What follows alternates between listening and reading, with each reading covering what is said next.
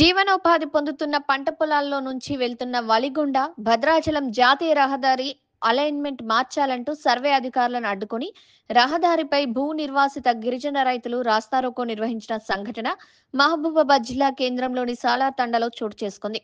గిరిజన రైతులు అధికారులకు వ్యతిరేకంగా నినాదాలు చేశారు.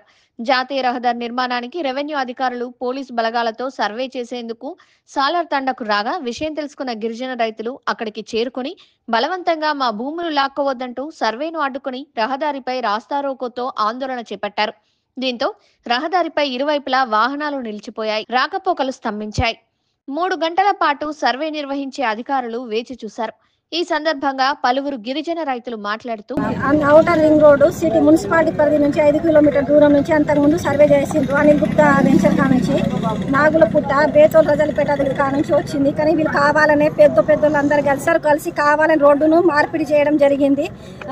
ఈ రోడ్డు ఎట్టి పరిశ్రమ మాకు జీవనాధారం ఎటువంటి ఏ విధంగా లేదు. ఉన్నదే మాకు ఒక్కొక్కరికి 5 గుంటలు 10 గుంటలు ఇల్లు, దాదాపు 200 కుటుంబాలు నాశనం అవుతున్నాయి. మీరు దయచేసి అర్థం చేసుకుని ఈ రోడ్డుని మళ్లించాల్సిందిగా కోరుచున్నాము.